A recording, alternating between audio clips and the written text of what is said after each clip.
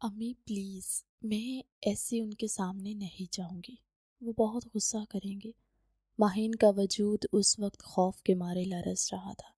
اس کی بات سن کر نورین صاحبہ نے اس کے کندھے کو تھپکتے ہوئے کہا، فکر مت کرو، وہ اتنا بھی سخت دل نہیں ہے کہ وہ تمہارے حسن کو دیکھ کر نہ پگھلے۔ یہ سن کر ماہین نے اپنی نظریں جھکا لی اور معصومانہ لہجے میں بولی، اماں، بلا شبہ وہ سخت دل نہیں ہے، لیکن وہ اصولوں کے پکے ہیں۔ میں ان کے بارے میں زیادہ تو نہیں جانتی، لیکن ایک چیز کا اندازہ ہو گیا ہے کہ انہوں نے جو کچھ کہا ہے وہ کر کے دکھائیں گے۔ امی پلیز۔ اس نے دوبارہ سے نورین بیگم کا ہاتھ تھامتے ہوئے ان کی منت کی۔ تب وہ غصے میں تھا، اور مرد وہ غصے میں کچھ بھی بول دیتا ہے۔ تم فکر مت کرو، چلو شاباش، اپنے شوہر کے پاس جاؤ۔ یہ کہہ کر انہوں نے ماہین کا ہاتھ پکڑ کر اسے اسفند کے کمرے کے اندر دھکیل دیا۔ وہ اس وقت واش روم میں تھا۔ اندر سے پانی گرنے کی آوازیں آ رہی تھی۔ ماہین وہی کمرے کے بیچوں بیچ کھڑی ہو گئی۔ اس کا دل زور زور سے دھڑک رہا تھا۔ اس خاندان میں بنی ہو کر آئے اسے 1 مہینہ ہو چکا تھا۔ یہاں پر سب لوگ ہی اس کے جانی دشمن تھے سوائے نورین بیگم کے، جو کہ ایک بہت ہی نرم مزاج اور خوف خدا رکھنے والی عورت تھی۔ حالانکہ ان کا بیٹا اس دنیا سے رخصت ہوا تھا اور ماہین اسی کے بدلے ونی کی گئی تھی، لیکن وہ جانتی تھی کہ اس میں ماہین کا کوئی قصور نہیں، اور وہ نہیں چاہتی تھی کہ ماہین کو ایسے گناہ کی سزا ملے جو اس نے کیا ہی نہیں۔ لیکن جہاں تک اسفند خانزادہ کا سوال تھا تو وہ حد سے زیادہ خودسر اور غصے والا سردار تھا۔ ماہین کو دیکھتے ہی اس کے سینے میں انتقام کی آگ بھڑکنے لگتی، اور ویسے بھی آخری بار جب اس نے ماہین کو دیکھا تھا تو وہ بکھری ہوئی حالت میں تھی، سر کے بال الجھے ہوئے، پھٹا ہوا ہونٹ اور بے ترتیب لباس۔ اس پر ایک نظر ڈالتے ہی اسفند نے اپنا چہرہ پھیر لیا تھا۔ دراصل اس کا یہ حشر کرنے والی کوئی اور نہیں بلکہ اسفند کی تائی جان تھی، جو کہ اسے اپنی بیٹی کی شادی کروانا چاہتی تھی۔ لیکن ماہین کے ونی ہو کر آنے کے بعد ان کا سارا پلان چوپٹ ہو گیا تھا، اور اسی چیز کا ہی غصہ انہوں نے معصوم ماہین پر گزارا تھا۔ پچھلے کچھ دنوں سے اسفند شہر میں امپورٹنٹ کام کے سلسلے میں گیا ہوا تھا۔ آج رات ہی اس کی واپسی ہوئی تھی، اور نورین صاحبہ نے ماہین کو خوبصورتی سے تیار کر کے اسفند کے کمرے میں بھیج دیا۔ وہ جانتی تھی کہ ان کا بیٹا ماہین کی خوب معصومیت اور حسن کے سامنے بالآخر گھٹنے ٹیکنے پر مجبور ہو جائے گا۔ تقریباً 15 منٹ گزر گئے تھے۔ ماہین کو اپنی ٹانگیں شل ہوتی ہوئی محسوس ہو رہی تھی۔ ایک تو وہ پہلے ہی پورا دن اتنے سارے کام کرتی رہی، اور اب یہ انتظار۔ وہ اس بارے میں سوچ رہی تھی کہ اسی وقت ہی واش روم کا دروازہ کھلا اور اسفند اپنے بالوں میں تولیہ رگڑتا ہوا باہر نکلا۔ اس نے شرٹ نہیں پہن رکھی تھی۔ ماہین کی نظریں جب اس کے کشادہ سینے سے جا کر ٹکرائیں تو اس کے دل کی دھڑکن دوبارہ سے بے ترتیب ہو گئی۔ وہ شخص بہت بلا کا پرکشش تھا، اور پھر اس کے تیکھے نقوش اس کو سب میں نمایاں بناتے۔ ماہین کو جان اپنے وجود سے نکلتی ہوئی محسوس ہو رہی تھی۔ تو پھر اسفند نے اپنی نظریں اٹھائیں۔ ایک پل کے لیے وہ ٹھٹکا۔ ماہین کو لگ رہا تھا کہ وہ اس پر غصہ کرے گا، لیکن اس کی توقع کے برخلاف وہ چھوٹے چھوٹے قدم اٹھاتا اس کے سامنے جا کر کھڑا ہوا۔ سر سے لے کر پاؤں تک ماہین کا جائزہ لینے لگا تھا، جس نے اس وقت بلیک کلر کا فراک پہن رکھا تھا۔ اس کا گلا کافی ڈیپ تھا، جس کو نورین بیگم نے درست کیا تھا، لیکن ایک بار پھر سے پن نکل چکی تھی، اور اب ماہین کے آگے کے نشیب و فراز اس کے پتلے دوپٹے سے نمایاں ہو رہے تھے، جو اس نے اپنے سینے پر پھیلایا ہوا تھا۔ اسفند کی نظریں بار بار بھٹک کر اس کے ابھاروں کا جائزہ لے رہی تھی۔ تمہیں یہاں پر کس نے بھیجا ہے؟ جب میں نے تمہیں کہا تھا کہ تمہیں میرے کمرے میں داخل ہونے کی اجازت نہیں ہے، وہ اس کے نزدیک ہوتا ہوا بھاری لہجے میں بولا۔ ماہین اپنی جگہ سے ہل بھی نہیں سکی تھی، اور نتیجتاً اس کے ہونٹ اسفند کے سینے کے ساتھ جا کر ٹکرائے۔ اس کے ساتھ ہی ماہین کے پورے وجود میں آگ جلنے لگی، جبکہ اسفند کے جذبات بھی بے قابو ہونے لگے تھے۔ پچھلے دن اس کے کافی ٹف گزرے تھے، اور اب اس کا دماغ بھی سخت جھنجھلایا ہوا تھا۔ اسے اس وقت صرف اور صرف سکون چاہیے تھا، اور سامنے کھڑی وہ لڑکی हर तरह से उसे सुकून देने के लिए तैयार नजर आ रही थी। वो सरदार जी, माही ने बेसाख्ता अपने होंठों पर जुबान फेरी तो उसफन दिलचस्पी से उसके भरे भरे होंठों को देखने लगा। उसके दिल में शिद्दत से ये ख्वाहिश जागी थी कि वो झुक कर उनका रस पी ले, लेकिन इससे पहले वो माहिन का खौफ एंजॉय करना चाहता था। बोलो, खामोश क्यों हो गई हो? जब मैंने तुम्हें मना कर दिया था कि तुम मुझे मेरे कमरे में नजर नहीं आओगे, तो फिर क्यों यहाँ पर चली आई? अब की बार असफन ने अपने और उसके दरमियान की दूरी को ख़त्म करते हुए अपना हाथ उसकी कमर पर डाला और उसे एक झटके से अपने सीने से लगा लिया। माहिन की नरम धड़कन जैसे उसके सीने से टच हुई तो उसके अंदर से एक बेचैन सी सिसकी निकली थी। उसने बेख्तियार अपनी आंखें बंद कर ली। मुझे दर्द हो रहा है, उसने मिनमिनाते हुए लहजे में कहा, क्योंकि उसका सीना बहुत जोर से असफंद के जिस्म के साथ रगड़ खा रहा था। ये सुनकर असफंद उसके कानों में झुका और सरसराते हुए लहजे में बोला, अगर मैं कहूँ ये इस सज़ा की शुरुआत है जो तुमने अपनी हदूद को क्रॉस करके अपने ऊपर मुसल्लत की है, तो उसने बात अधूरी छोड़ दी थी। माहिन की आंखें आंसुओं से भीगने लगी। असफंद की सज़ाओं के बारे में उसने हवेली की औरतों से भी सुन रखा था। उसने बेख्तियार नफ़ी में गर्दन हिला दी। प्लीज़ मुझे सज़ा न दीजिएगा, मैं वापस चली जाती हूँ और वादा करती हूँ दोबारा नहीं आऊँगी। उसने अपने आप को असफंद की गिरफ्त से आज़ाद करवाने की कोशिश की, मगर नाकाम रह गई, क्योंकि अब वो मुकम्मल तौर पर उसके शिकंजे में फंसी हुई थी। उसका ये खौफ असफंद के सुकून में इजाफा कर रहा था।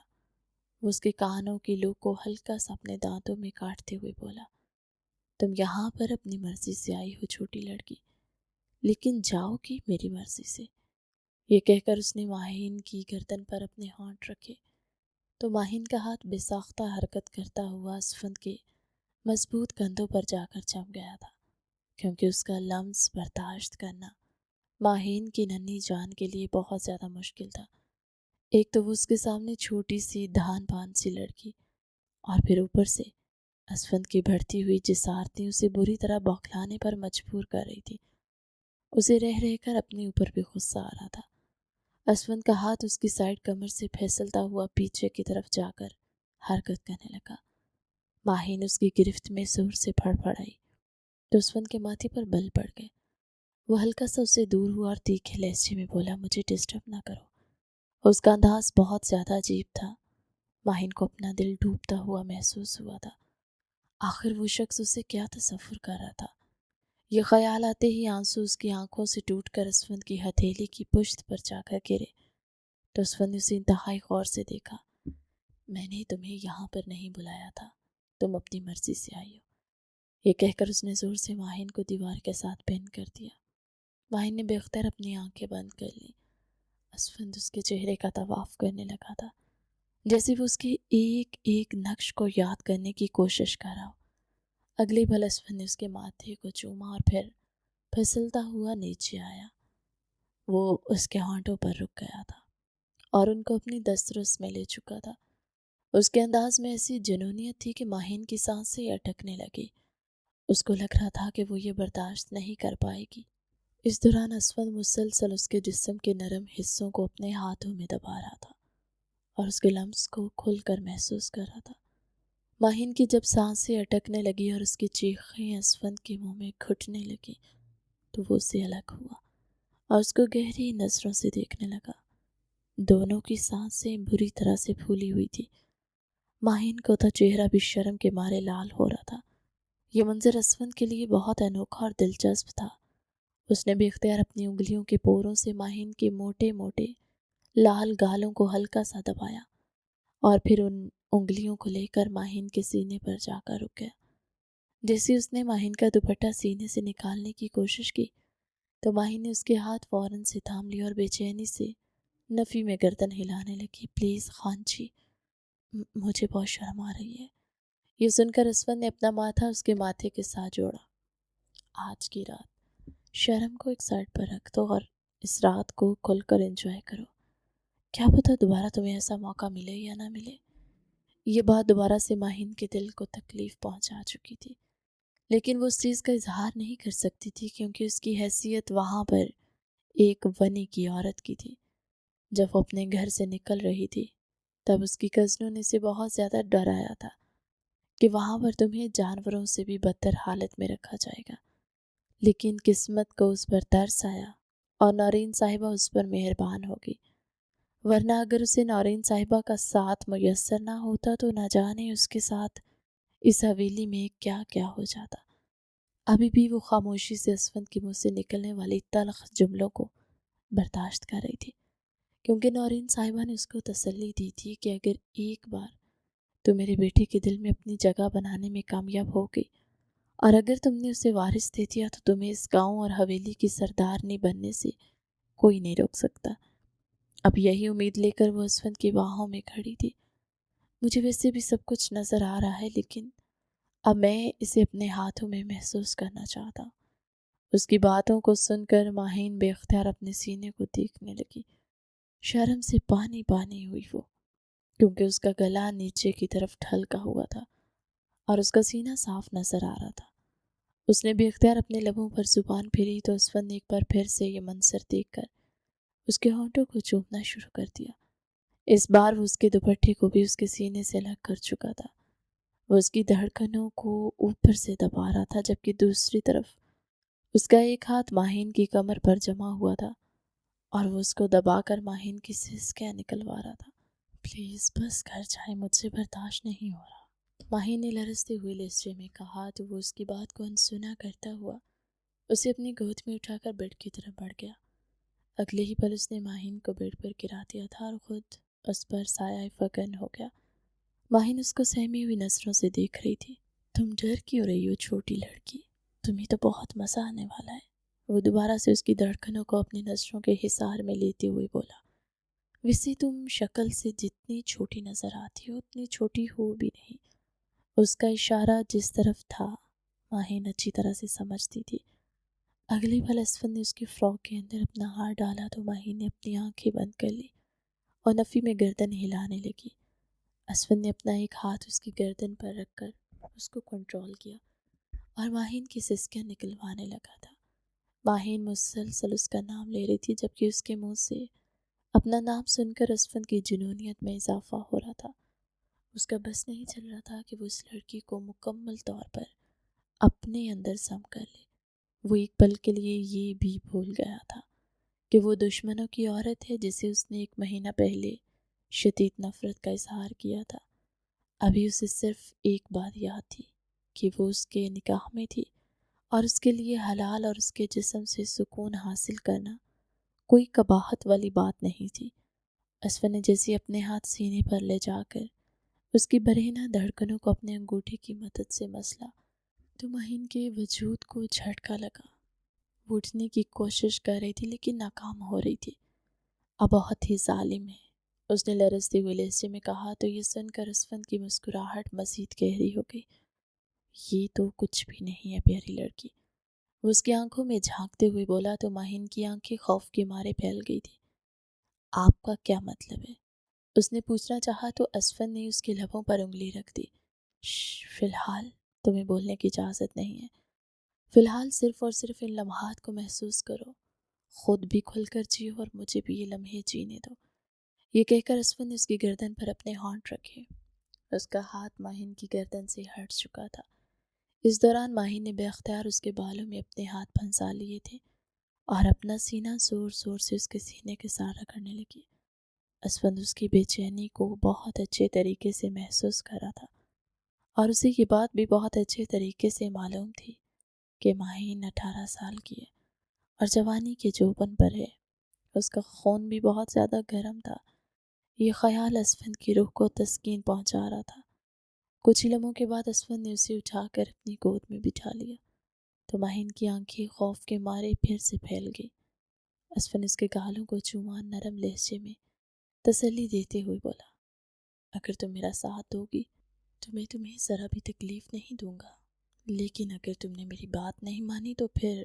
اس نے آگے جملہ ادھورا چھوڑ دیا تھا اور ماہین جانتی تھی کہ بات نہ ماننے کی صورت میں اسے سزا ملے گی جو وہ ساری زندگی نہیں بھول پائے گی۔ میں اس سب کے لیے ذہنی طور پر تیار نہیں ہوں۔ مجھے بہت زیادہ ڈر لگ رہا ہے۔ میں یہ سب کچھ کیسے کروں گی سردار جی؟ یہ کہہ کر اس نے رونا شروع کر دیا تھا۔ اسود نے ایک بیزار سی نظر اس کے آنسوؤں پر ڈالی اور اس کے چہرے کو اپنے ہاتھوں کے پیالے میں لیتے ہوئے ٹھوس لہجے میں بولا، عورت ہو تم میری، اور اب جو کوئی چھوٹی بچی نہیں ہو، شادی شدہ ہو گئی ہو تم، اور مجھے بھی پتہ ہے کہ تمہیں اپنے حقوق کے بارے میں بھی بہت اچھے طریقے سے معلوم ہوگا۔ ماہی نے اسے شکایتی نظروں سے دیکھا تھا۔ پھر تو آپ کو بھی اپنے حقوق کے بارے میں معلوم ہونا چاہیے سردار جی، اور اگر ایسا ہوتا تو آپ کبھی بھی 1 مہینہ مجھ سے دور نہ رہ جاتے، اور نہ ہی میرے بھائی پر اتنا بڑا الزام لگاتے۔ یہ سننے کی دیر تھی اسود کا دماغ دوبارہ سے غصے سے گھوم گیا تھا۔ اگلے پل اس نے ماہین کو زور سے خود سے دور دھکیلا۔ ماہین کو بھی شدت سے اپنی غلطی کا احساس ہو رہا تھا۔ اسے اتنی بڑی بات نہیں کرنی چاہیے تھی، اور وہ بھی ان لمحات میں، حالانکہ اسے بہت اچھا موقع ملا تھا کہ وہ اسود کے دل میں گھر کر لیتی، لیکن اپنی بے وقوفی اور نادانی کی وجہ سے وہ ہمیشہ اپنا نقصان کرتی تھی۔ تمہاری ہمت بھی کیسے ہوئی اس گھٹیا انسان کا نام میرے سامنے لینے کی؟ تمہیں پتہ ہے کہ تم اس قابل ہی نہیں ہو کہ تمہارے ساتھ ہمدردی والا رویہ رکھا جائے۔ وہ اس قدر اونچی آواز میں دھاڑا تھا کہ ماہین خوف سے اپنی جگہ پر اچھل پڑی۔ اپنا وجود سمیٹو اور ابھی اور اسی وقت میری نظروں کے سامنے سے دفع ہو جاؤ، ورنہ مجھ سے برا کوئی نہیں ہوگا۔ وہ حلق کے بل چلاتے ہوئے بولا تو ماہین نے بے اختیار آنسوؤں سے بھری آنکھوں سے اسے شکایتی نظروں سے دیکھا، لیکن اسود کو تو اس وقت کچھ نظر نہیں آ رہا تھا۔ اگلی پل ماہین اپنے آپ کو سمیٹتے ہوئے روتے ہوئے اس کے کمرے سے نکل گئی۔ اس کے جانے کے بعد وہ تھکے ہوئے انداز میں بیڈ پر لیٹ گیا تھا اور بے چینی سے اپنی پیشانی کو مسلنے لگا۔ مجھے اس لڑکی کے ساتھ ہمدردی کرنی ہی نہیں چاہیے تھی، وہ اس قابل ہی نہیں ہے، لیکن آج کے بعد ایسا نہیں ہوگا۔ اور اس کے علاوہ عجیب سے انداز میں مسکرا اٹھے۔ اسے پتہ چل گیا تھا کہ وہ اس ننھی سی جان کو کیسے ہلکان کرنا ہے، کیونکہ اب اسے اس گاؤں میں ہی رہنا تھا۔ ماہین دبے پاؤں نارین بیگم کے کمرے میں داخل ہوئی تھی۔ وہ سونے کے لیے لیٹ چکی تھی۔ ماہین نے بھی شکر کا کلمہ پڑھا، ورنہ وہ اس سے ہزاروں طرح کے سوال پوچھتی۔ وہ واش روم میں گھس کر اپنے لبوں پر دونوں ہاتھ مضبوطی سے جما کر گھٹ گھٹ کر رونے لگی۔ وہ مانتی تھی کہ اس میں اسود خانزادہ کا کوئی قصور نہیں ہے۔ اگر کسی نے ماہین کے بھائی کی جان لی ہوتی اور اس کی شادی قاتل کے بھائی سے ہو جاتی تو وہ بھی اس سے ویسے ہی نفرت کرتی جیسی اسود اس سے کرتا تھا، لیکن یہاں پر مسئلہ یہ تھا کہ ماہین کو اپنے بھائی پر اندھا یقین تھا۔ وہ جانتی تھی اس کا بھائی مر کر بھی قاتل نہیں ہو سکتا، اور وہ اسی بات کا یقین اسود کو دلانا چاہتی تھی، مگر بدقسمتی سے اس کے پاس ثبوت نہیں تھے۔ اس نے اپنے آپ کو شیشے میں گھورا۔ اس کی گردن پر ابھی بھی اسود کے لمس کے نشان تھے، جہاں پر اسود نے اسے بے دردی سے کاٹا تھا۔ اس نے بے اختیار اپنے سینے پر انگلیاں پھیری، کیونکہ ڈھلکے ہوئے گلے سے اسود کی جنونیت واضح ہو رہی تھی اور وہ ساری جگہ لال تھی، لیکن تب اسود کی قربت کا ایسا نشہ تھا کہ اسے ذرا بھی تکلیف محسوس نہیں ہوئی تھی، مگر اب اسے درد ہو رہا تھا اور بہت زیادہ ہو رہا تھا۔ ان نشانوں کی جلن کی وجہ سے نہیں، بلکہ اسود کے الفاظ کی وجہ سے۔ کچھ ہی دیر کے بعد اس نے بے دردی سے اپنے آنسو صاف کیے، کیونکہ اس نے اپنے آپ کو مضبوط بنانا تھا، اور خاموشی سے نورین بیگم کے بیڈ کی دوسری سائڈ پر جا کر لیٹ گئی۔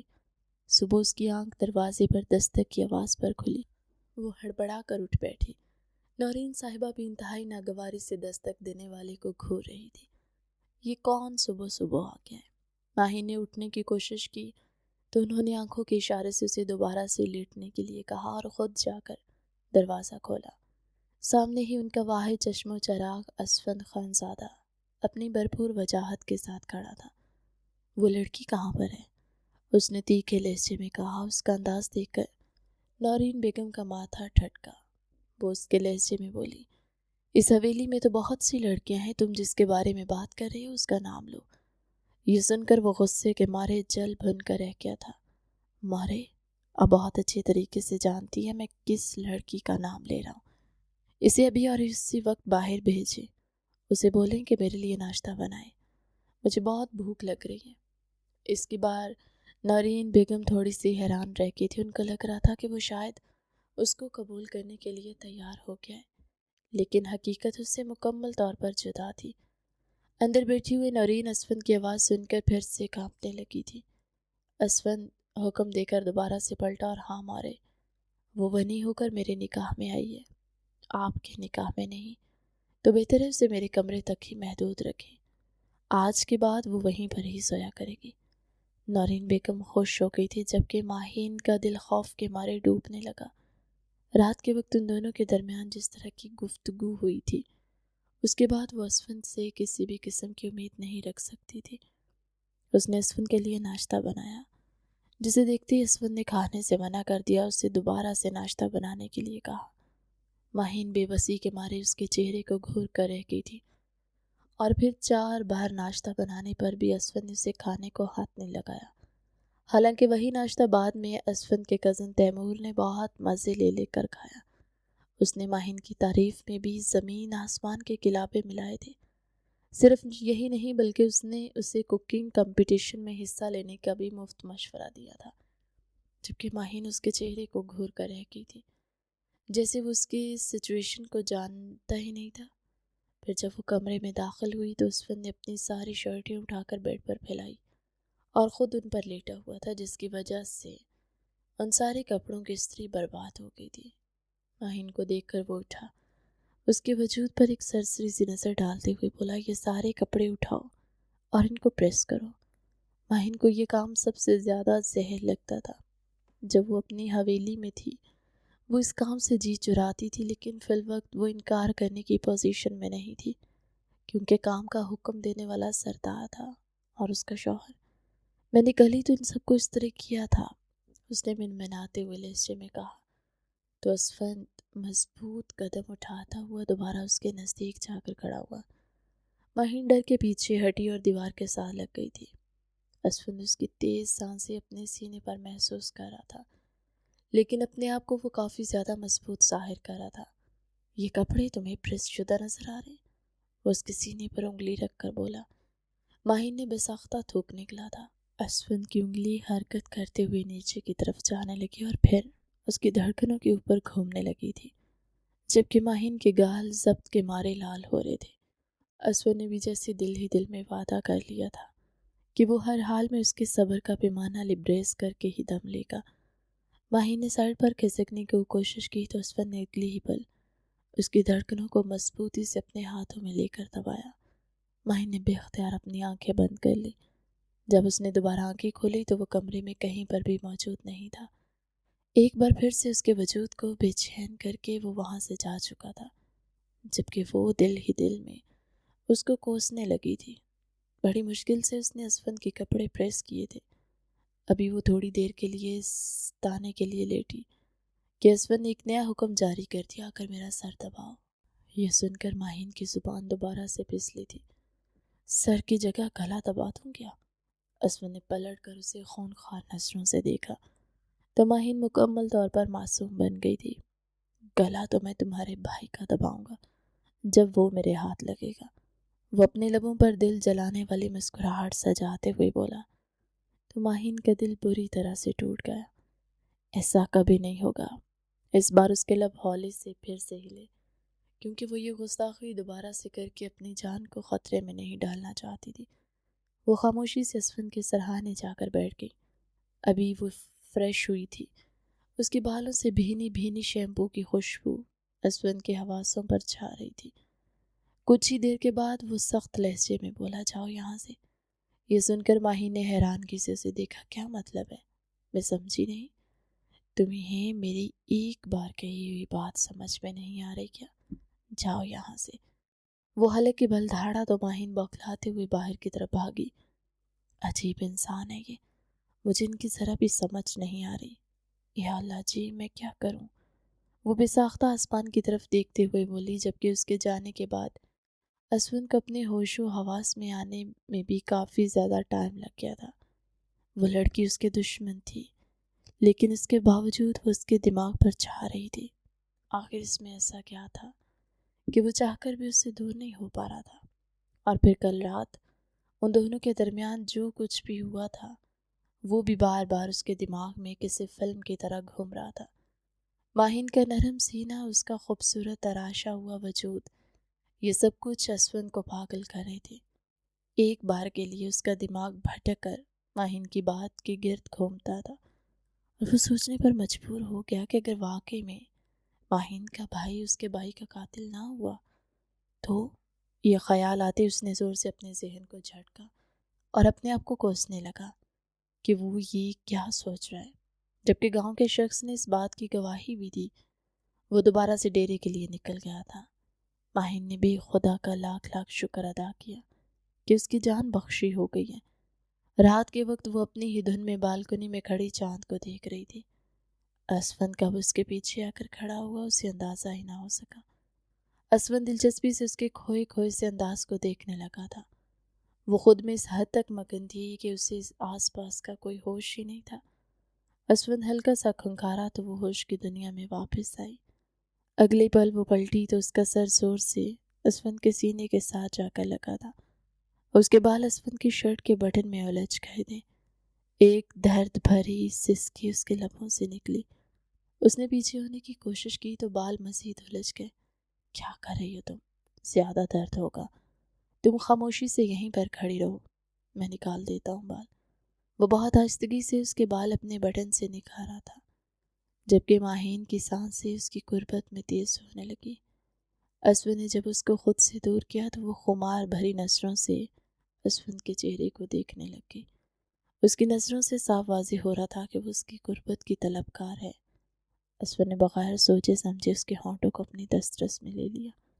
اس بار ماہین نے خود کو اس سے دور نہیں کیا، بلکہ اس نے اپنے ہاتھ بہت نرمی سے اسون کے سینے پر رکھے ہوئے تھے اور اس کی شرٹ سے باہر جھانکتے ہوئے بالوں پر انگلیاں چلانے لگی۔ وہ خود بھی اس دوری کے کھیل سے بہت زیادہ عاجز آ چکی تھی، اور سب سے بڑھ کر یہ کہ جب سے اسون نے اس کے ساتھ نزدیکی قائم کی تھی تب سے اس کے جذبات بھی بھڑک اٹھے، اور ہر پل ہی اس کا دل چاہتا تھا کہ وہ کسی طرح سے اس دشمن جاں کی قربت کو حاصل کر لے، جبکہ اسون کے دماغ میں ایسا کچھ نہیں تھا۔ اس کے سامنے یہ بات واضح تھی کہ وہ اس کے دشمن کی بہن ہے۔ اسون نے اس بار اپنا چہرہ جھکایا اور اس کے سینے پر اپنے ہونٹ رکھے۔ ماہین نے پیچھے کی طرف ہونے کی کوشش کی، وہ مشکل گرتے گرتے بچی۔ فی الحال اس کو سہارے کی ضرورت تھی، کیونکہ اپنی ٹانگوں پر کھڑے رہنا اس کے لیے بہت مشکل ہو رہا تھا۔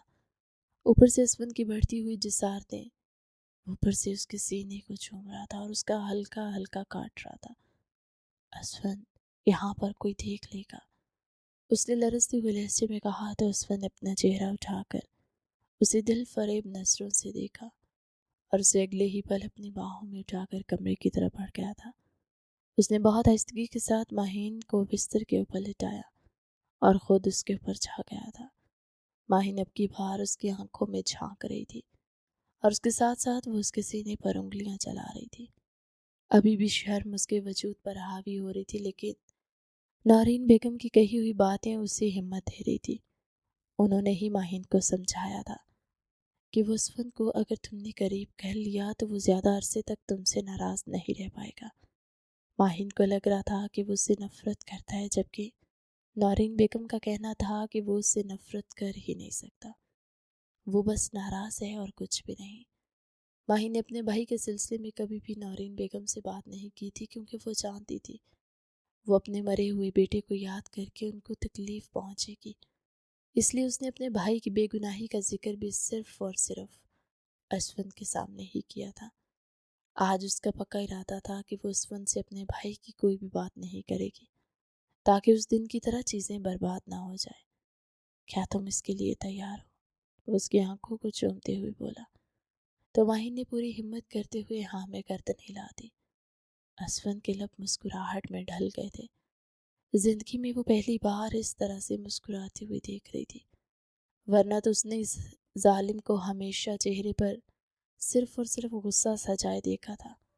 یہ کہہ کر وہ اس کے چہرے پر جھکا اور دوبارہ سے اس کے کانوں میں سرگوشی کر کے زہر اگلتے ہوئے بولا، ہمارے درمیان جو کچھ بھی ہوگا اس کو اپنے حواسوں پر سوار کرنے کی ضرورت نہیں ہے، مجھے صرف اور صرف سکون کی تلاش ہے، اگر میں یہ چاہوں تو یہ سکون میں باہر بھی ڈھونڈ سکتا ہوں، لیکن چونکہ تم میری بیوی ہو اور مجھ پر یہ حلال ہے تو میں چاہتا ہوں میں کوئی گناہ نہ کروں، اور دوسرا تمہیں بھی شاید میری ضرورت ہے، اس لیے میں تمہارے ساتھ تعلق استوار کر رہا ہوں۔ ماہین کا دل کرچی کرچی ہو گیا تھا۔ اس نے کیسے یہ امید کر لی کہ اسفند اس کے معاملے میں اپنے دل کو نرم کر سکتا ہے؟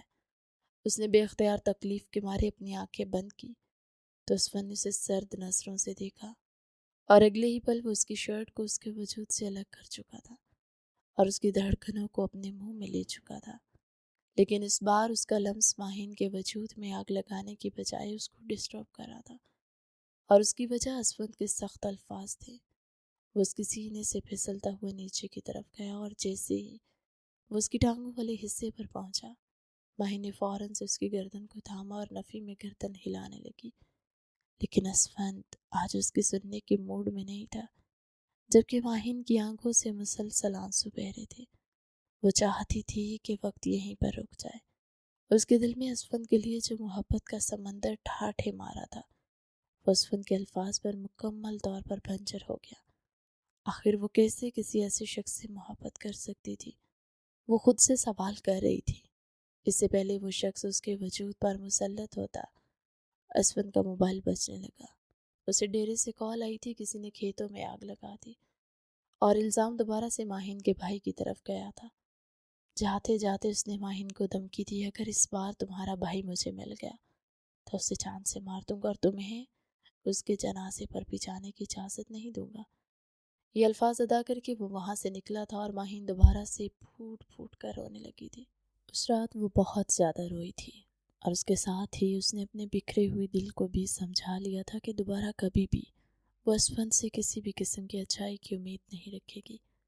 اگلے کچھ دن بہت ہی تیزی کے ساتھ گزرے۔ اسفند حویلی واپس نہیں آیا تھا۔ ماہین نے بھی خود کو مصروف کر لیا تھا۔ وہ جتنا خود کو اسفند کے بارے میں سوچنے سے روکتی، اس کا دماغ اتنا ہی بغاوت کر کے بھٹک بھٹک کر اسفند کے گزرے ہوئے لمحات کو ریمائنڈ کرنے لگتا۔ کبھی کبھار تو ماہین بہت زیادہ جھنجھلا جاتی تھی۔ دوسری طرف اسفند کی کزن بھی اسے ہر وقت تانے دیتی رہتی تھی، جبکہ دوسری طرف ڈیرے پر موجود اسفند کو زندگی میں پہلی بار اپنے الفاظ کی سنگینی کا احساس ہوا تھا۔ کم از کم غربت کے لمحات میں اسے اس طرح کے الفاظ ادا نہیں کرنے چاہیے تھے۔ اسے پچھتاوا ہو رہا تھا، اور وہ حیران بھی تھا کہ آخر اسے کیوں برا لگ رہا ہے۔ شاید اس کی وجہ ماہین کی معصومیت تھی۔ وہ اسفند کا ہر ستم خاموشی سے برداشت کر جاتی، وہ اف تک نہیں کہتی تھی۔ اسفند کو بہت اچھے طریقے سے یاد تھا جب وہ شروع میں حویلی میں آئی تھی، تب اسفند کو دیکھ کر وہ خوف سے لرزنے لگی تھی، اور جس دن اسفند نے اسے کمرے میں بند کیا تھا، اس کے بعد سے اس نے اسفند کا سامنا ہی نہیں کیا، اور ابھی اسے جو ہمت ملی تھی وہ نورین بیگم کی وجہ سے تھی، اور وہ جانتا تھا کہ اس کی اماں جان ہی ماہین کو اس کے پاس بھیجتی ہیں تاکہ وہ اس کے دل میں گھر کر سکے۔ نورین بیگم نے خود بھی اسفند کو کہا تھا کہ وہ لڑکی جس سے بھی تمہاری زندگی میں آئی ہے، حقیقت یہی ہے کہ وہ تمہاری بیوی ہے، اور وہ تمہیں اور اس حویلی کو وارث دے گی۔ اس حقیقت کو جتنا جلدی ہو سکے قبول کر لو۔ وہ بیٹھا انہی چیزوں کے بارے میں سوچ رہا تھا کہ کمرے کے دروازے پر دستک ہوئی۔ اس نے سر اٹھایا تو سامنے اس کا وفادار ملازم شیر خان کھڑا تھا۔ اس نے اپنا سر منہ دبائے انداز میں جھکایا ہوا تھا۔ اسے دیکھ کر اسفند کے لب مسکراہٹ میں ڈھل گیا۔ او شیر خان، کیا خبر لے کر آئے ہو؟ شیر خان چند لمحے خاموش رہا، اس کے چہرے کو دیکھنے لگا، اور پھر ٹھہرے ہوئے لہجے میں بولا، وہ خان جی، ہم لوگوں کی ایک بہت بڑی غلط فہمی ہو گئی تھی۔ یہ کہہ کر وہ رکا اور اپنی بات کو دوبارہ سے آگے بڑھانے لگا۔ تو رسم خان بے گناہ ہے، اس نے آپ کے بھائی کو جان سے نہیں مارا۔ آپ کے بھائی کی جان لینے والا وجاہت خان ہے۔ کل اس نے پی رکھی تھی، تبھی اس نے یہ بات بتائی ہے۔ یہ سننے کی دیر تھی کہ اسفند غصے سے اپنی جگہ پر اٹھ کھڑا ہوا۔ تمہیں اندازہ بھی ہے تم کیا کہہ رہے ہو شیر خان؟ یا پھر ایسا تو نہیں کہ تم دشمنوں کے ساتھ مل گئے ہو؟ اس بات پر یقین کرنا اسفند کے لیے بہت مشکل تھا، کیونکہ جس کو قاتل جان کر وہ ایک لمبے عرصے سے اس کی بہن کو سزا دیا جا رہا تھا، اب آخر میں آ کر اسے معلوم ہوا کہ وہ بے گناہ ہے۔ یہ احساس اس کو اندر ہی اندر کوڑے برسا رہا تھا۔ شیرخان نے بے بسی سے اس کو دیکھا۔ صاحب جی، جو خبر ملی ہے پوری تصدیق کر کے لایا ہوں۔ اس وقت کہاں پر ہے وجاہت خان؟ ابھی اور اسی وقت اسے یہاں پر لاؤ۔ صاحب جی، وہ آپ کے پرانے ڈیرے پر موجود ہے، میں نے اسے وہاں پر قید کیا ہوا ہے۔ یہ سن کر اسفند خان بھی تیزی سے وہاں سے نکلا تھا۔ تھوڑی سی سختی دکھانے کے بعد وجاہت خان نے آخر کار اس بات کا اعتراف کر ہی لیا تھا۔ حقیقت میں وہ اسفند کے سوتیلے چچا کا بیٹا تھا اور خود سردار بننا چاہتا تھا، لیکن اس کے لیے اسے پہلے اسفند کو اور پھر اس کے بھائی کو راستے سے ہٹانا تھا۔ سالار خان کو تو وہ جان سے مارنے میں کامیاب ہو گیا تھا، اور اس کا الزام اس نے سالار کے جگری دوست طارسم پر لگایا۔ گاؤں کے ہی ایک آدمی کو اس نے جھوٹی گواہی دینے پر مجبور کیا تھا، جو کہ انہی کھیتوں میں کام کرتا تھا جن کھیتوں میں یہ واقعہ پیش آیا۔ اس لیے اسفند بھی اس کی گواہی پر یقین کر بیٹھا تھا۔ طارسم کو اس کے باپ نے اسی رات گاؤں سے بھگا دیا تھا، حالانکہ وہ ان حالات کا ڈٹ کر سامنا کرنا چاہتا تھا۔ اس نے اپنے باپ کو بھی واضح کر دیا تھا کہ ابا جان، جب میں نے ایک گناہ کیا ہی نہیں ہے تو میں کیوں ڈر کر بھاگوں؟ اس کے بابا جانتے تھے کہ یہاں پر بہادری سے نہیں بلکہ عقل مندی سے کام لینا ہوگا، اور انہیں یہ بھی معلوم تھا کہ بلا شبہ ان کا بیٹا بے گناہ ہے، لیکن وہ لوگ اسی پر یقین کریں گے جو نظر آ رہا ہے، اور وہ اس کے بیٹی کو جان سے مارنے میں ایک سیکنڈ بھی نہیں لگائیں گے۔ فی الحال انہیں اپنے بیٹے کی زندگی بچانی تھی، لیکن دوسری طرف وہ اپنی بیٹی کو نہیں بچا پائے تھے، اور اپنے نور عین یعنی ماہین کو ونی کر بیٹھے۔ ان کا دل جس قدر تکلیف میں تھا یہ صرف وہ جانتے تھے، اور ان کا خدا جانتا تھا۔ ماہین نے بھی اپنے باپ کی عزت اور اپنے بھائی کی جان کا مان نہ کرتے ہوئے قربانی دینے کا فیصلہ کیا، اور اسفند خانزادہ کی زندگی میں آ گئی۔ آگے اسفند زندگی نے فی الحال خاموش رہنے کا فیصلہ کیا تھا۔ اس نے وجاہت کو اپنی تحویل میں لیے رکھا۔ ابھی مزید تھوڑی سی تفتیش کے بعد وہ یہ معاملہ جرگے میں لے کر جانا چاہتا تھا۔ وہ اسی بارے میں ہی سوچتا ہوا حویلی میں داخل ہوا۔ ماہین کے حوالے سے اس کے دل میں جو کسک تھی وہ ختم ہو چکی تھی، تو شاید یہی وجہ تھی کہ وہ ہر بار اس عورت کی طرف مائل ہو جاتا تھا۔ جیسے وہ اندر داخل ہوا تو نارین بیگم اس کے پاس آئی اور اس کے منہ میں مٹھائی ڈالتے ہوئے بولی، مبارک ہو، تم باپ بننے والے ہو۔ اسفند نے جب یہ سنا تو اس کے پیروں تلے سے زمین نکل گئی۔ اس کا چہرہ جو بھی تھوڑی دیر پہلے اپنے دشمن وجاہت کے پکڑے جانے پر پرسکون ہوا تھا، اب غصے کی آگ میں جھل اٹھا۔ اس کی آنکھوں میں خون اتر آیا تھا۔ اسفند نے اپنی ماں کو گھورتے ہوئے سخت لہجے میں پوچھا، ماں آپ یہ کیا کہہ رہی ہیں؟ آپ کو تو پتہ ہے کہ میرا اور ماہین کا تعلق کیسا ہے؟ ہم دونوں کے درمیان کبھی کچھ ایسا ہوا ہی نہیں۔ اگر یہ سچ ہے بھی تو یہ بچہ میرا کیسے ہو سکتا ہے؟ ضرور اس لڑکی نے میری پیٹھ کے پیچھے کوئی غلط کام کیا ہے۔ نارین بیگم نے اسے سمجھانے کی کوشش کی۔ اسفند، خدا کا خوف کرو، وہ تمہاری بیوی ہے، تمہارے نکاح میں ہے، یہ تمہارا ہی بچہ ہے۔ لیکن اسفند غصے میں اندھا ہو چکا تھا۔ اس نے اپنی ماں کی ایک نہ سنی اور تیزی سے ماہین کے کمرے کی طرف بھاگا۔ ماہین وہاں کھڑکی کے پاس کھڑی تھی۔ اسے بالکل نہیں اندازہ تھا کیا ہونے والا ہے۔ جیسے ہی اسفند اندر آیا اس نے ماہین کا بازو پکڑا اور اسے گھسیٹتے ہوئے ہال میں لے آیا۔ وہاں باقی گھر والے اور نارین بیگم بھی موجود تھی۔ اسفند نے ماہین کو زمین پر زور سے دھکا دیا۔ ماہین چیختے ہوئے فرش پر گر گئی۔ اسفند اس کے سر پر کھڑا ہو کر دھاڑا، بولو یہ بچہ کس کا ہے؟ میری غیر موجودگی میں تم نے کس کے ساتھ منہ کالا کیا ہے؟ میری حویلی میں رہ کر میری عزت اچھالنے کی ہمت کیسے ہوئی تمہاری؟ ماہین روتے ہوئے لرزتی ہوئی آواز میں بولی، سردار جی، اللہ کے واسطے ایسا مت کہیں، میں نے کچھ نہیں کیا، میں بے گناہ ہوں۔ آپ کو پتہ ہے میں آپ کے علاوہ کسی اور کے بارے میں سوچ بھی نہیں سکتی۔ اسفند نے غصے میں میز پر ٹھوکر ماری، جھوٹ مت بولو، تم نے مجھے دھوکہ دیا ہے، سچ بتاؤ ورنہ میں تمہیں زندہ نہیں چھوڑوں گا۔ نارین بیگم بیچ میں آئی، اسفند بیٹا اپنے آپ کو سنبھالو، وہ معصوم ہے، اس پر بہتان مت لگاؤ۔ اسفند نے ماہین کے بال پکڑ کر اس کا چہرہ اوپر اٹھایا۔ اس کی آنکھوں میں وحشت تھی۔ ماں، یہ لڑکی بہت چالاک ہے، اس نے خود کو بچانے کے لیے یہ ڈرامہ رچایا ہے، یہ میرا بچہ نہیں ہو سکتا۔ ماہین سسکیاں بھرتے ہوئے ہمت کر کے بولے، سردار جی آپ مجھ پر ظلم کریں، مجھے مار ڈالیں، لیکن میری پاک دامنی پر شک نہ کریں۔ آپ نے ہی تو مجھے اپنے قریب کیا تھا، کیا اب آپ اپنے کیے پر سوال اٹھا رہے ہیں؟ میں نے تو صرف ایک بیوی کا فرض نبھایا ہے۔ یہ سن کر اسفند ایک پل کے لیے خاموش ہو گیا، مگر اس کا غصہ کم نہیں ہوا۔ وہ ماہین کے قریب جھکا اور آہستہ سے بولا، اگر یہ بچہ میرا نہیں ہوا تو یاد رکھنا، ماہین تمہارے بھائی کا تو کیا، تمہارے پورے خاندان کا نام و نشان مٹا دوں گا۔ وہاں کھڑی اسفند کی تائی جان نے موقع کا فائدہ اٹھایا اور اپنی مکروہ مسکراہٹ کے ساتھ بولی، اسفند بیٹا دیکھ لو، یہ وہی ہے جس پر تم رحم کھا رہے تھے۔ یہ لڑکی شروع سے ہی تمہیں دھوکہ دے رہی ہے۔ ماہین نے تائی جان کی طرف دیکھا۔ وہ سسکیاں لیتے ہوئے اسفند کے پاؤں پکڑتی بولی۔ اس کے آنسو اسفند کے جوتوں پر گر رہے تھے۔ سردار جی، میرا یقین کریں، میں نے کوئی گناہ نہیں کیا۔ میری طبیعت پچھلے دنوں بہت خراب تھی۔ اماں جان نے مجھے کمزور اور بیمار دیکھ کر شاید غلط سمجھ لیا۔ میں نے ایسا کوئی دعویٰ نہیں کیا، میں تو صرف آپ کی ہوں، کسی اور کے بارے میں سوچ بھی نہیں سکتی۔ اسفند ایک زوردار جھٹکے سے اپنے پاؤں ماہین کی گرفت سے چھڑائے۔ اس کی آنکھوں میں غصہ اور نفرت کا طوفان تھا۔ جھوٹ، ہر بار تم اپنی معصومیت کا ڈھونگ رچاتی ہو اور ہر بار میں پگھل جاتا ہوں۔ اس نے ماہین کو کلائی سے پکڑا اور اسے اٹھا کر کھڑا کر دیا۔ ماہین کا جسم بری طرح کانپ رہا تھا۔ اسفند اسے گھر سے باہر کھڑی گاڑی کی طرف گھسیٹتا ہوا لے گیا۔ گاڑی میں ماہین خاموش تھی۔ وہ جانتی تھی اس کی زبان اسے مزید مصیبت میں ڈال دے گی۔ راستے بھر اسفند کی آنکھیں سڑک پر جمی تھی، مگر اس کی مٹھی ماہین کی کلائی کی قید میں تھی۔ اسپتال پہنچ کر اسفند نے اسے تقریباً دھکیلتے ہوئے ڈاکٹر کے کمرے میں پہنچایا۔ ڈاکٹر اس کا چیک اپ کریں سب سے پہلے اور ابھی، اسفند نے دھاڑ کر کہا۔ ماہین نے سر جھکا لیا۔ اسے اس وقت اپنی زندگی سے زیادہ اپنی عزت کا ڈر لگ رہا تھا۔ ڈاکٹر نے ماہین کو چیک کیا۔ اس کے کچھ ٹیسٹ ہوئے اور کچھ دیر بعد ڈاکٹر باہر آئی۔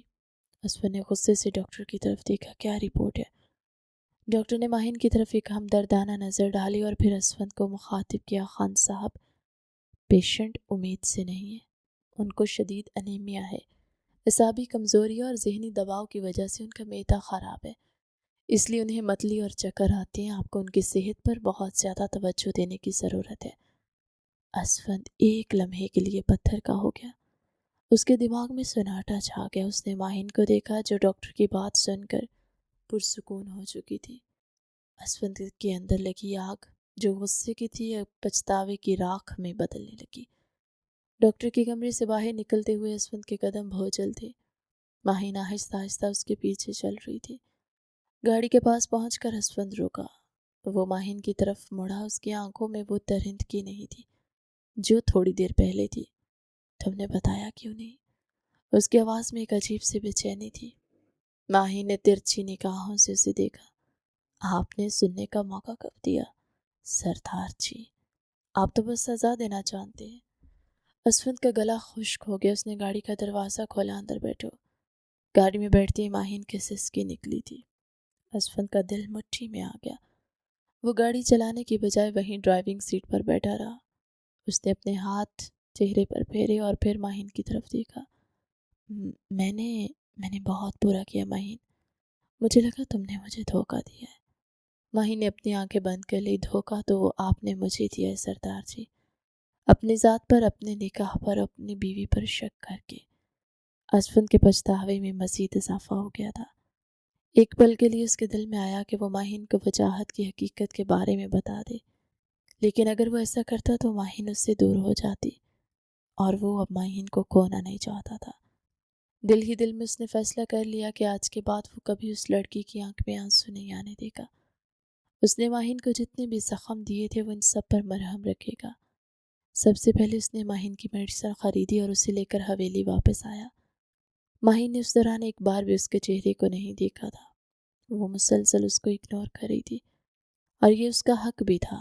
وہ تیزی سے اپنے کمرے کی طرف بڑھ گئی جبکہ تائی جان اسفند کی طرف مڑ گئی تھی۔ کیا کہا ڈاکٹر نے؟ میں نے تمہیں پہلے ہی دن کہا تھا کہ یہ لڑکی کسی سے پہلے وہ مزید کچھ کہتی۔ اسفند نے ہاتھ اٹھا کر انہیں خاموش رہنے کا اشارہ کیا۔ خبردار جو آپ نے میری بیوی کے کردار پر انگلی اٹھانے کی کوشش کی، ورنہ مجھ سے برا کوئی نہیں ہوگا۔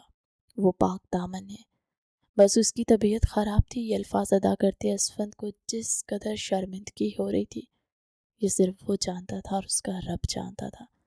اس نے پلٹ کر نورین بیگم کو دیکھا، لیکن وہ بھی اس کو ناپسندیدہ نظروں سے دیکھ کر اپنے کمرے کی طرف بڑھ گئی تھی۔ وہ جانتا تھا کہ اس نے سب لوگوں کو ہی دکھ پہنچایا ہے۔ باقی کا سارا وقت اس نے ڈھیرے پر گزارا۔ رات کو جب وہ کمرے میں گیا تو وہ کمرے میں ہی موجود تھی۔ اسے اسفند کے آنے سے پہلے سونے کی اجازت نہیں تھی، اس لیے بیڈ گراؤنڈ کے ساتھ ٹیک لگا کر بیٹھی وہ نیند کی وجہ سے بار بار جھولے لے رہی تھی۔ اسفند کو دیکھ کر اس نے فوراً سے اپنی گردن جھکا لی۔ آنسو اس کی آنکھوں سے ٹوٹ کر دوبارہ سے اس کے گالوں پر بہنے لگے تھے۔ اسفند نے اس کے قریب جا کر اس کے آنسوؤں کو محبت سے چوما اور اس کے چہرے کو اپنے ہاتھوں کے پیالے میں لیتے ہوئے بولا، میں جانتا ہوں کہ میں نے جو کیا ہے اس کے لیے مجھے معاف کرنا تمہارے لیے مشکل ہے۔ میں نے تمہارا دل بہت دکھایا ہے، مجھے ایسا نہیں کرنا چاہیے تھا، مگر میں تم سے وعدہ کرتا ہوں دوبارہ تمہیں اس چیز کا موقع نہیں دوں گا۔ ماہی نے بے بسی کے مارے اس کے چہرے کو دیکھا اور ٹوٹے ہوئے لہجے میں بولی، میں آپ پر کیسے یقین کروں؟ آپ ہمیشہ مجھ سے وعدہ کرتے اور ہمیشہ میری روح کو زخمی کرتے ہیں۔ میرے لیے آپ پر اعتبار کرنا اب شاید ناممکن ہے، اور میں جانتی ہوں کہ اس سے آپ کو فرق نہیں پڑتا۔ بقول آپ کے میں تو ونی میں آئی ہوں، ایک عورت ہوں جس کا مقصد آپ کے دل کو بہلانا ہے۔ آپ جب چاہیں میرے وجود کو اپنا لیں اور جب چاہیں دور دھکیل دیں، میرے پاس تو انکار اور احتجاج کا بھی حق نہیں۔ یہ سن کر اسفند نے بے ساختہ پہلو بدلا۔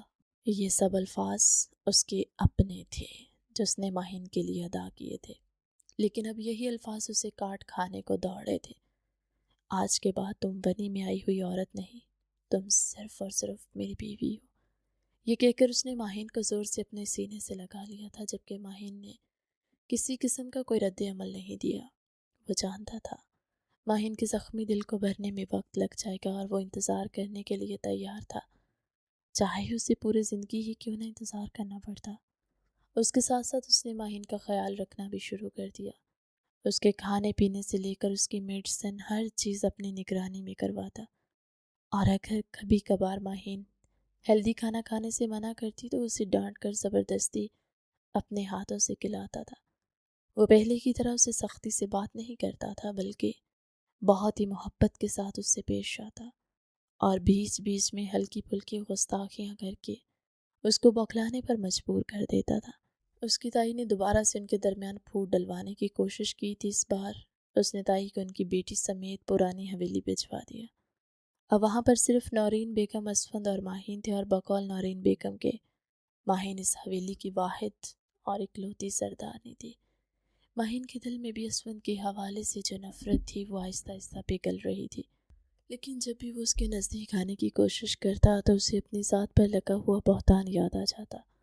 وہ اس سب کو بھلا نہیں پا رہی تھی، وہ سارے مناظر اسے کاٹ کھانے کو دوڑتے۔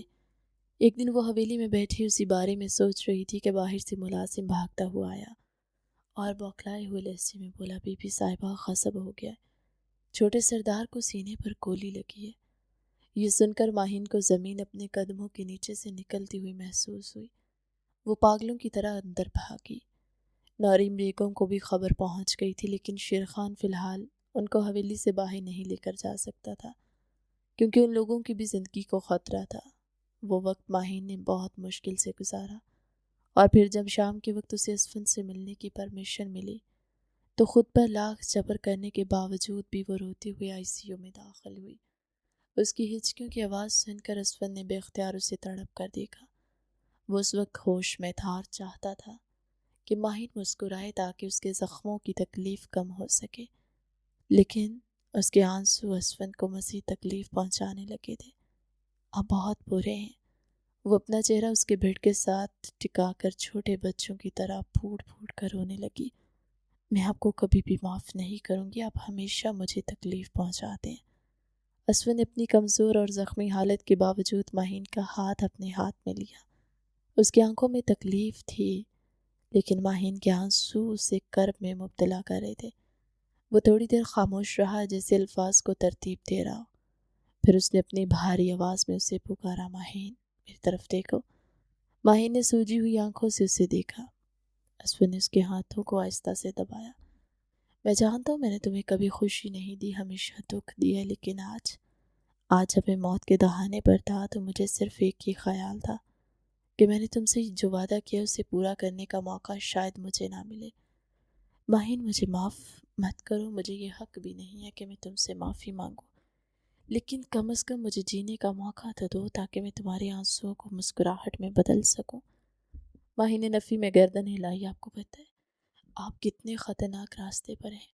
آپ کو میری فکر نہیں تو کم از کم اپنی زندگی کا تو خیال کریں۔ اگر آپ کو کچھ ہو جاتا تو میں کس کے سہارے جیتی؟ اسون نے ایک بار پھر سے اس کے چہرے کو اپنے ہاتھوں میں لیا اور انگوٹھے سے اس کے آنسو پونچھے۔ میں مر کر بھی تمہیں اکیلا نہیں چھوڑوں گا چھوٹی لڑکی، یاد رکھنا میں نے اپنی انا اور اپنی دشمنی کو اسی دن گولی کے ساتھ دفن کر دیا جس دن وجاہت کا سچ سامنے آیا، اور اب میرے پاس صرف تم ہو، اور اس زندگی میں صرف تمہارا ہونا چاہتا ہوں۔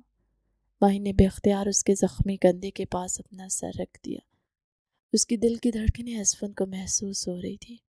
اسون اس کے بالوں میں اپنی انگلیاں پھیرتے ہوئے آہستہ سے کہا، خاموش ہو جاؤ ماہین، اب رونا بند کرو کیونکہ تمہارے یہ آنسو میری ہمت توڑ رہے ہیں۔ اس نے ماہین کے ماتھے کو اپنے لبوں سے چھو لیا۔ ماہین کی ہچکیاں آہستہ آہستہ تھم گئی۔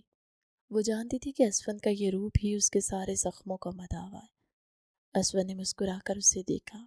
دیکھا، میں نے کہا تھا نا، تم جاؤ گی میری مرضی سے اور اب تم میرے دل سے کبھی نہیں جا پاؤ گی۔ ماہین نے شرمندگی اور محبت کی ملی جلی نظروں سے اسے دیکھا۔ اس رات آئی سی یو کی خاموشی میں ان دونوں کے درمیان کے فاصلے ہمیشہ کے لیے مٹ گئے۔ اسون کے زخم تو وقت کے ساتھ بھر جانے تھے، لیکن ان کے رشتے میں جو اعتماد اور محبت کی بنیاد پڑ چکی تھی وہ کسی شک و شبہ کی محتاج نہیں تھی۔ اگلی صبح جب اسون کی آنکھ کھلی تو ماہین اس کے کندھے پر سر رکھے سوئی ہوئی تھی۔ اسے شدید تکلیف کا احساس ہوا جسے اس نے برداشت کر لیا تھا۔ اس نے ہلنے کی کوشش کی تو اس کے ساتھ ہی ماہین کی آنکھ کھل گئی۔ اب اسے شدت سے اپنی غلطی کا احساس ہوا۔ اوہ شٹ! اس نے بے ساختہ اپنے ماتھے پر ہاتھ مارا۔ آپ کو تکلیف تو نہیں ہو رہی؟ وہ فکر مندانہ انداز میں بولی تو اسون نے مسکراتے ہوئے نفی میں گردن ہلا دی۔ میری فکر مت کرو، اب تم گھر پر جاؤ اور آرام کرو۔ رات سے تم یہاں پر ہو اور دیکھو تو نیند پوری نہ ہونے کی وجہ سے تمہاری آنکھیں بھی سوجی ہوئی ہیں اور تمہارا یہ روپ مجھے مزید بے بس محسوس کروا رہا ہے۔ وہ اسے معنی خیز انداز میں دیکھتے ہوئے بولا تو ماہین نے بے اختیار اسے نظریں چرائی تھی۔ مجھے صرف ایک بار تھوڑا سا سنبھلنے دو اور پھر اس کے بعد تم دیکھو پیاری لڑکی، میں تو اس وقت کا انتظار کر رہا ہوں جب تم پورا دن مجھے دیکھ کر اسی طرح سے ہی شرمایا کرو گی۔ اب کی بار ماہین نے اسے خفگی سے گھورا تھا۔ اگلے 3 دنوں تک وہ اس کے ساتھ ہاسپٹل میں ہی رہی تھی، اور پھر چوتھے دن جب وہ ڈسچارج ہوا تو وہ واپس حویلی میں آ گئی تھی۔ اس دن اسون نے اس پر وجاہت کی حقیقت کو اشکار کیا تھا۔ اسون نے ایک بار پھر سے اسے اپنے رویے کی معافی مانگی۔ ماہین نے اسے معاف کر دیا تھا۔ اسون نے اسے اجازت دی تھی کہ اگر تم چاہو تو اپنے ماں باپ کے پاس جا سکتی ہو۔ یہ سن کر ماہی نے سنجیدگی سے جواب دیا، جب تک آپ مکمل طور پر صحت یاب نہیں ہوتے تب تک میں نہیں جاؤں گی، یہیں آپ کا خیال رکھوں گی۔ اور پھر جب اسون صحت یاب ہوا تو ماہین اس دن اپنے پیرنٹس سے ملنے کے لیے گئی تھی۔ اپنے بھائی اور باپ کے سینے سے لگ کر وہ بہت دیر تک روئی۔ وہ لوگ بھی آنسو بہاتے رہے۔ اس کے بابا نے اسے اجازت دی تھی کہ اگر تم چاہو تو اسون کے ساتھ تعلق ختم کر سکتی ہو، لیکن یہ ماہین کے لیے مشکل تھا کیونکہ اس نے اب اپنے مستقبل کو اسون کے ساتھ چھوڑ دیا تھا۔ اس نے اپنے بابا کو تسلی دی کہ وہ اسون کے ساتھ بہت خوش ہے اور ایک پرسکون زندگی گزار رہی ہے۔ اس رات جب وہ واپس آئی تو اسون نے اس کے ساتھ مل کر ایک نئی زندگی کی شروعات کی، جہاں پر ان دونوں کے درمیان صرف اور صرف محبتیں تھیں اور بے تحاشا خوشیاں، جس کا ماہین نے ہمیشہ سے خواب دیکھ رکھا تھا۔ 1 سال کے بعد جب اس نے حویلی کو وارث دیا تو اسون پہلے سے بھی زیادہ اس کی قدر کرنے لگا تھا۔ کہانی کیسی لگی کمنٹ سیکشن میں اپنی قیمتی رائے کا اظہار ضرور کیجیے گا۔